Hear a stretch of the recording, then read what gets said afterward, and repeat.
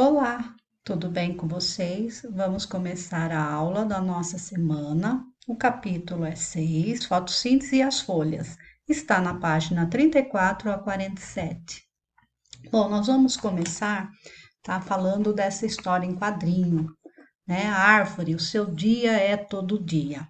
Então, vocês vão ler essa historinha e vão colocar qual é o processo descrito na história em quadrinho, de que processo está sendo falado aí, tá?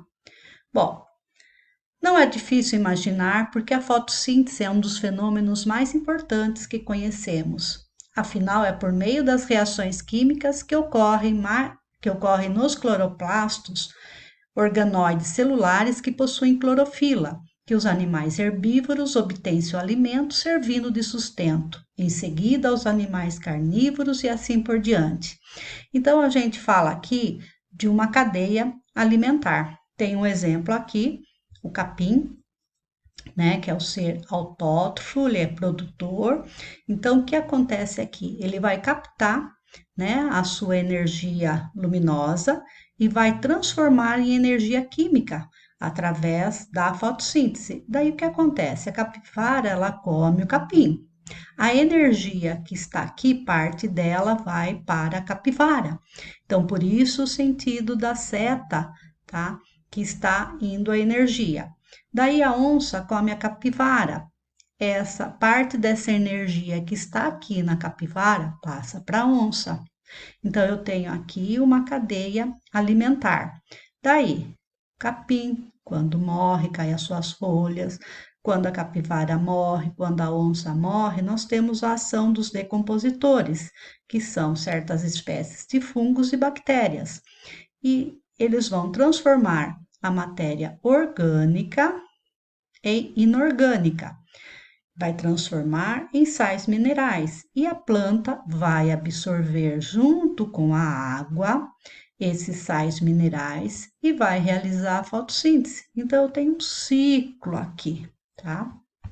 Bom, a molécula de clorofila tem capacidade de receber energia luminosa do sol e liberá-la, em seguida, em uma forma que a planta pode utilizá-la na fabricação de açúcar por meio do gás carbônico, né?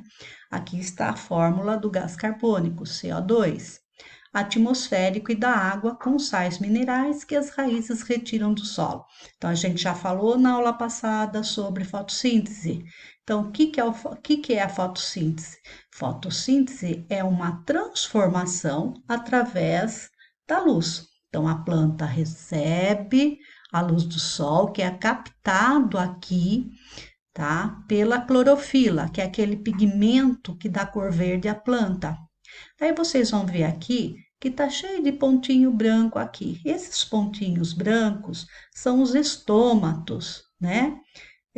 Estômatos é uma estrutura, que está um estômato, é uma estrutura que fica na folha, então foi feito um corte aqui na folha e tem um desenho aqui aumentado de como é a estrutura da folha.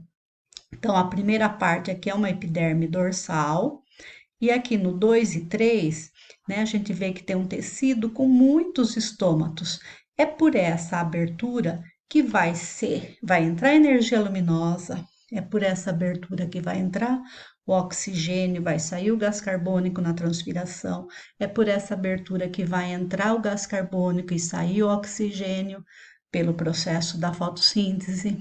É pelos estômatos que também vão ser eliminado água, né? A gente vai ver sobre isso nessa aula, tá? E depois aqui embaixo nós vamos ter uma outra parte da epiderme, né? Também onde tem estômatos, tá?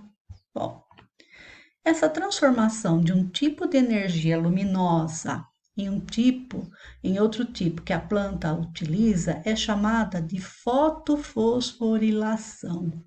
Foto vem da palavra luz. Então, é transformar a energia luminosa, essa energia que vem do sol, em outro tipo de energia, né? No caso aí, uma energia química, que vai transformar em alimento e vai sair o oxigênio para o ar atmosférico. A fotossíntese é a principal fonte de matéria orgânica, alimento e de oxigênio no planeta. Então, as plantas realizam, através desse processo de fotossíntese, a produção de alimento para elas, tá? De matéria orgânica, de alimento para elas e de oxigênio para o nosso planeta. A equação química da fotossíntese: 6CO2, então 6 moléculas de gás carbônico, mais 12H2O, mais 12 moléculas de água, vai ser transformada em glicose. Qual é a fórmula química da glicose? C6H12O6. 6 átomos de carbono, 12 átomos de hidrogênio e 6 átomos de oxigênio. Isso aqui formou a molécula de glicose. Glicose é um tipo de açúcar. Mais 6 moléculas de H2O, água. Mais 6 moléculas de oxigênio, de 6 moléculas de O2, 6 moléculas do gás oxigênio. Então, isso aqui é a equação da fotossíntese. E na fotossíntese ocorre a produção de um açúcar, que é a glicose, além da liberação da produção de água e de oxigênio. Aqui eu tenho uma célula vegetal, né? Aqui o vacúolo, que vai armazenar substâncias, o núcleo, que é responsável pela reprodução, né? Que vai ficar, né, toda o código genético. Mitocôndrias, tem bastante aqui, ó, porque ela vai fazer, é uma célula que faz fotossíntese. Aqui vacúolos, aqui ribossomos, aqui o citoplasma. E o cloroplasto. O cloroplasto é uma bolsa que armazena a clorofila, esse pigmento que dá cor verde nas plantas, envolta por uma parede celular. Continuando aí, não custa lembrar que mais de 90% do oxigênio disponível no planeta é proveniente da fotossíntese, realizada principalmente nos oceanos, principalmente por algas microscópicas e unicelulares do fitoplâncton. Então, quando a gente fala em fitoplâncton, a gente está falando em algas microscópicas e unicelulares, tá? Que vivem, tá? Principalmente nos oceanos, como as diatomáceas, né? Então, vocês vão ver isso daí no ano que vem. Aqui, do ladinho aqui embaixo, nós temos um experimento. Esse experimento é de Joseph Priestley e foi realizado no século XVIII. Então, eles colocaram ratinhos numa campânula aqui dentro, tá? Ele fica protegido da parte externa, colocaram um ratinho sozinho ali dentro. O ratinho morreu. Na outra, eles colocaram uma planta viva, tinha luz, né? E aqui colocaram o ratinho. O que aconteceu? O ratinho sobreviveu. Por quê? Porque a planta produz a fotossíntese, tá?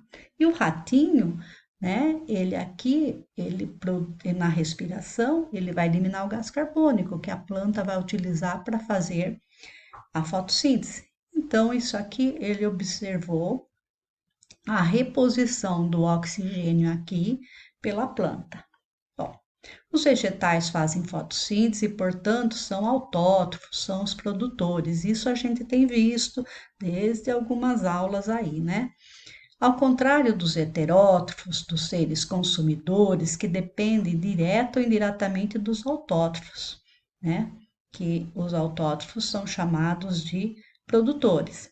A própria planta tira proveito do fenômeno, uma vez que ela utiliza um pouco da glicose na obtenção de energia para o seu metabolismo, além de consumir parte do oxigênio na sua respiração, expelindo a maior parte desse gás para a atmosfera, onde será absorvido por todos os seres vivos aeróbios. Então, a planta também utiliza o açúcar que ela produziu para ela ter energia, para ela poder crescer, para poder se desenvolver, para poder realizar a fotossíntese, dar flores e frutos, né? Em alguns casos.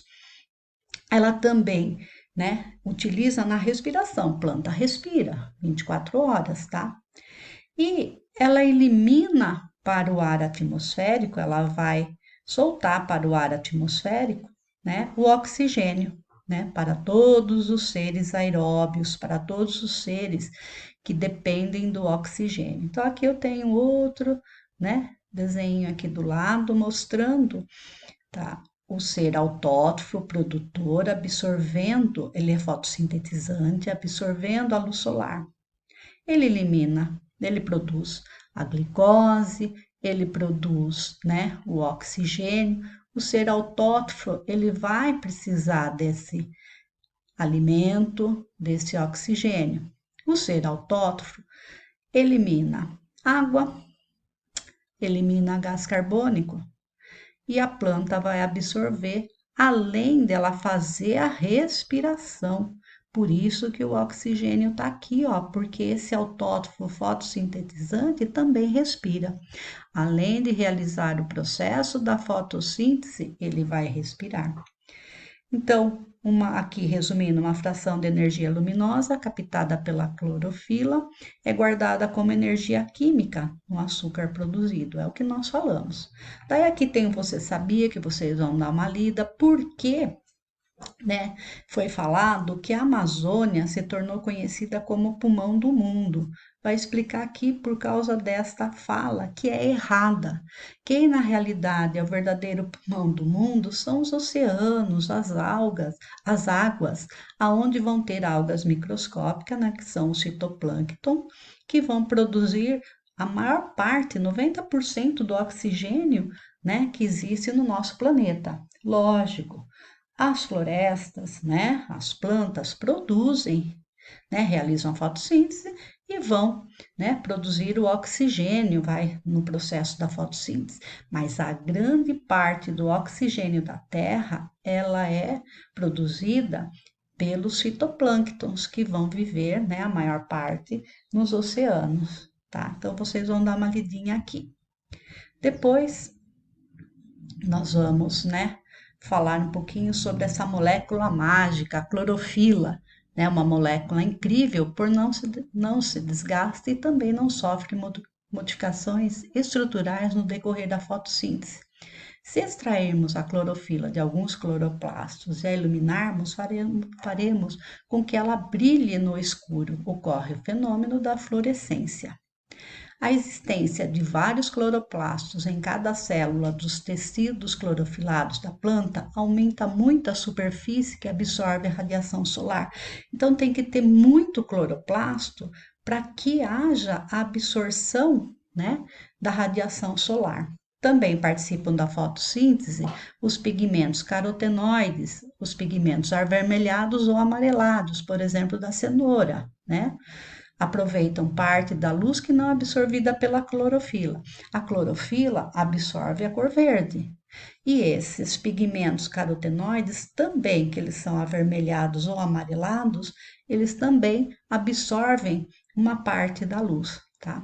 Anatomia das folhas, principalmente órgãos sedes da fotossíntese, também facilitam o fenômeno. Então, quando a gente vê uma folha, a gente vê que ela é uma lâmina, né? E a luz atravessa totalmente as folhas, alcançando rapidamente as células onde estão cloroplastos. E isso facilita, né, a absorção da luz. Os estômatos, que são pequenas aberturas, aqui está a foto de um estômato, tá?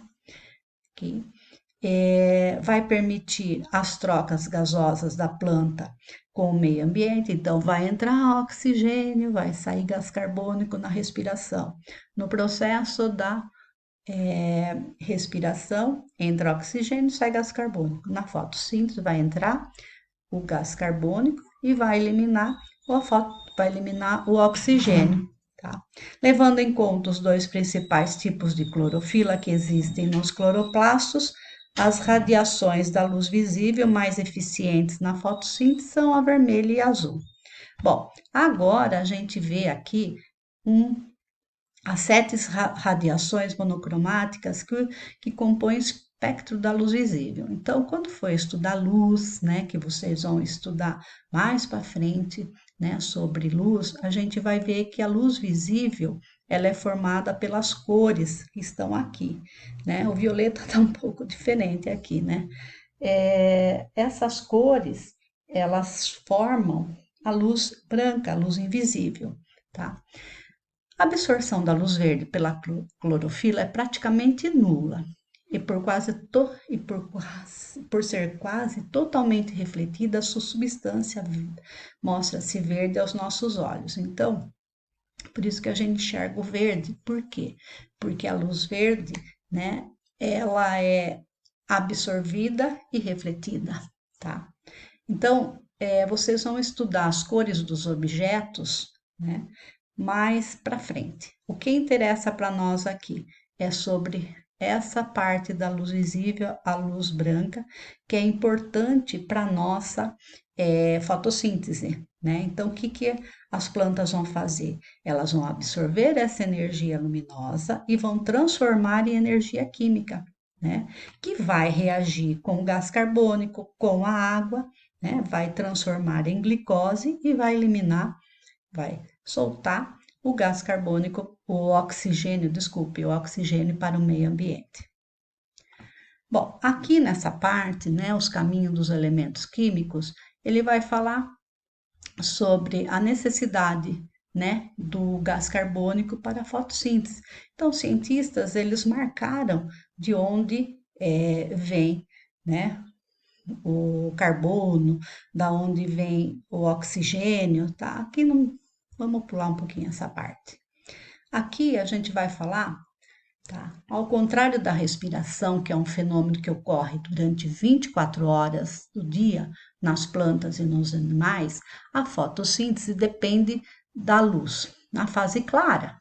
Então, a gente vê que a fotossíntese, ela tem duas fases. Ela ocorre na fase clara, olha aqui, ó, luz, água, né? A produção de energia elimina o oxigênio, certo? Na fase escura, a gente vai ver que ela vai ter a montagem da molécula de açúcar, né? E também da molécula do gás carbônico, tá? O oxigênio gasoso eliminado para a planta é um resíduo muito importante para a respiração dos seres vivos, os seres aeróbios, se bem que parte do oxigênio, antes de ser eliminado, é usado na respiração da própria planta. Então, a planta, ela produz oxigênio, mas ela também utiliza na sua respiração, tá? Vamos falar um pouquinho das folhas, né? Como são as folhas? O limbo, né, que é essa parte aqui, ó, de toda a folha, ela é mais ampla e ela é a parte mais exposta à luz. E a sua área varia geralmente de acordo com o clima. Onde chove muito, as folhas são geralmente amplas e o limbo pode ser perfurado para evitar o acúmulo da água. Nas regiões menos úmidas, a área foliar, esse limbo aqui, é menor, evitando assim o excesso de transpiração. Nos lugares ainda mais secos, as plantas chegam a perder suas folhas durante a seca, né, a estiagem, ou elas são meros espinhos, como nos cactos. Então, eu tenho aqui a folha, que pode ser formada aqui, ó, de nervuras, aqui é todo o limbo, essa parte aqui é o pecíolo, aqui a bainha, aqui é a estípula, e esse aqui é o caule, tá? Plantas caducifólias que perdem suas folhas são típicas da zona temperada do planeta. Também no limbo encontramos estômatos, poros geralmente ventrais e regulares, relacionados com a respiração, fotossíntese e transpiração, uma vez que por essas aberturas sai vapor de água, transitam gases como oxigênio e dióxido de carbono. Então, aqui pelas folhas, a gente falou dos estômatos, né? Que é aqueles poros que a gente não chega a ver a olho nu. E eles vão por aí, vai entrar oxigênio, vai sair gás carbônico na respiração. Planta respira, é ser vivo. Durante a fotossíntese, pelos estômatos, vai entrar o gás carbônico e vai sair o oxigênio. E ali também vai ter a transpiração. A planta também elimina água. Chamamos de bainha a região mais ampla e fixação do pecíolo mais largo no caule. No palmito, a parte comestível, isto é, o caule envolvido por bainhas espessas. Aqui nós temos, tá, uma planta aquática. Aqui, você sabia? Transpiração é a saída do vapor, principalmente pelos estômatos da folha. Quanto mais calor, maior será a transpiração. Gutação ou sudação é um outro fenômeno que acontece, né? Que é realizado pelas plantas.